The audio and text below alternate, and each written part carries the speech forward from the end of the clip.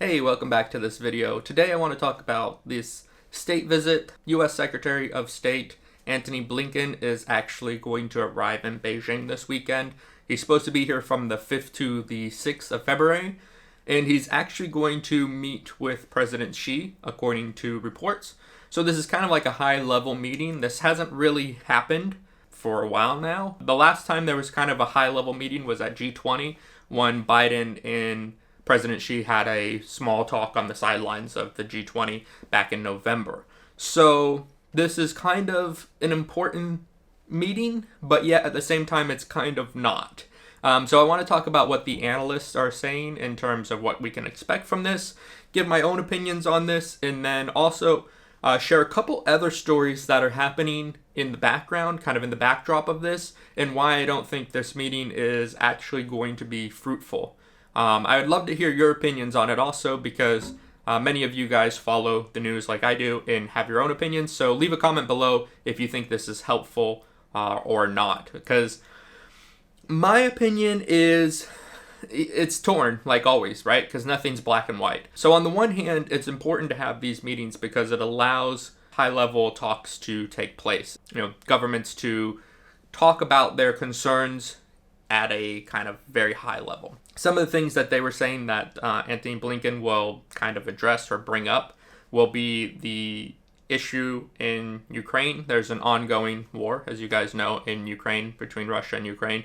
And there was going to be some warnings, supposedly, to the Chinese government that they should not sell weapons to Russia or provide weapons to Russia for this conflict. And obviously, it's important to say, but also it's one of those things where you come to another country and then you say, don't do this, don't do that. If you do this, there's gonna be severe consequences. I don't think that really helps the situation. There's already a lot of tension between the U.S. and China over national security, over Taiwan. Just a lot of different things have been going on, and also in the background, the other story that I want to talk about is the semiconductors. There's a lot of things happening right now in the background, and we'll get to that in a second. But the whole point of this, according to the headlines and according to the White House, is to try and reestablish some kind of floor, kind of like a baseline for the China and U.S. relationship. But I feel like if you come in and you start saying, don't do this, don't do that, you have to do this, you have to do that, if you don't abide by our rules as of the United States, if you don't abide by the United States rules, or if you don't listen and do what we say, there'll be consequences. That's not really a good starting point, because China obviously has its own ideas of what it wants to do in the world and in its own country.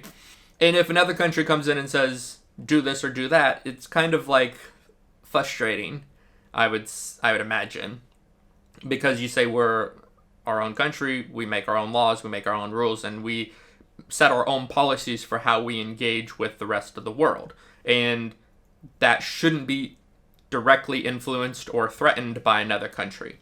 So I feel that this meeting won't have much of an impact. It may help to kind of reestablish those communication lines, and even the analysts said that there's probably not going to be much concrete or even useful dialogue during this visit. So I think that it will be kind of pointless, especially if we talk about what's happening in the background, which is kind of more interesting and kind of more important, and it specifically deals with the China-US relationship. So last Friday, which was the 28th, I believe, the news report said that Biden signed a deal or an agreement with Japan and the Netherlands in order to not sell machinery to China for semiconductor production. So on the one hand, Antony Blinken's coming here and say, hey, let's be friends, let's bring the tension down, let's not have these crazy debates or arguments or headlines because it's making a lot of people nervous. But on the other hand, they're taking actions that are going to directly affect China's ability to produce high-tech equipment. Now, they say it's because you need chips in order to build military equipment and satellites and advanced technologies, and that's why they're trying to stop the sale of these equipments to China. But, that's such a weird thing. It's like, we want to be your friend, but we're going to limit what you can do, and we're going to limit your ability to grow, whether that's just from a technological point of view or from a military point of view. We're wanting to be your friend, and we want you to do things that we're telling you should do, but at the same time, we're threatening your ability to grow and to become an advanced country. Not that China isn't, but like the chips that they're talking about, the 3 nanometer chips, there's really only one country that produces the equipment that is needed to make these chips, and that is the Netherlands. So there is a company, ASML, I believe. This company is responsible for producing this lithographic machinery that is needed to make these very, very tiny microchips. So China can make microchips, and I'm going to do a video about this in the future because a lot of people seem to get this wrong. They think that China can't make any chips. It's just they can't make the very, very, very, very small ones, which is like 3 nanometers. And those are the ones that go in kind of like the most advanced technology. As for the stuff that goes in your fridge and into your, your water cooler and your washing machine and stuff like that, those microchips don't have to be the very like smallest and most difficult to produce. And China does produce actually a lot of those. So what this whole semiconductor chip issue is about the very, very small ones that are needed for the most advanced technology, which is often used in military hardware or satellites or advanced computing for like AI technology. And that's what the United States is trying to stop China from accessing because they don't want to be outpaced in that field. So it says here, President Joe Biden's administration secured an agreement with the Netherlands and Japan to restrict exports of some advanced chip-making machinery to China in talks that concluded Friday in Washington, according to people familiar with the matter. So last Friday, they signed this deal, or they came to an agreement that both Japan and the Netherlands wouldn't sell equipment which is needed. So Antony Blinken's coming in this weekend. Last weekend, they just signed this deal or came to the agreement about this deal. So I feel like it's kind of like one of those, a handshake here and a dagger behind your back kind of thing. Because on the one hand, they're saying, let's be friends, let's normalize kind of the relationship. It's been tense, let's kind of cool things down. But on the other hand, they're literally stabbing China in the back in a sense because they're trying to block the production and advancement of China's technology. Another report came out just recently that the Biden administration, again, is going to stop approving renewal license for U.S. companies that are exporting technology to Huawei.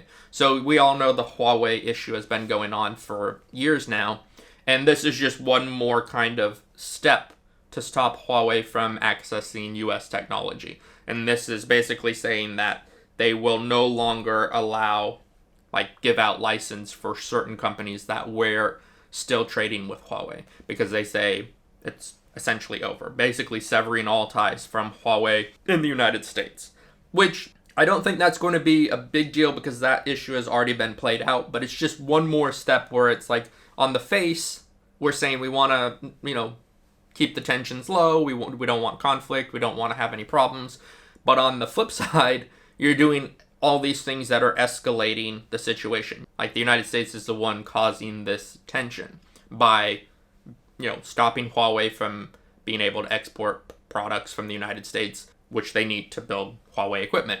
And then teaming up with your allies to not export technology for semiconductors, which is needed to produce the most advanced technology in the most advanced semiconductors. So I don't think this meeting will actually have much productive talks. I don't think it'll actually matter. But on the other hand, I hope that maybe tensions can be reduced because obviously if we keep going down this path, there will be eventually something. And that something I hope isn't what a lot of us fear, that there will be some kind of conflict between the United States and China. So these meetings are important to kind of keep the dialogue going and talk about the pain points from both sides, maybe address some of those issues. But honestly, with the direction things are going, I don't see a whole lot of benefit from this. Let me know in the comments below what you guys think, because I could ramble on for another 10 minutes about this, but I won't. I'm actually interested in hearing what you guys think. Do you think these meetings are important? Or do you think it's just kind of grandstanding kind of headline stuff where, Antony Blinken will come in and shake some hands, get a few, headlines and leave, and nothing actually changes because the United States policy towards China isn't changing?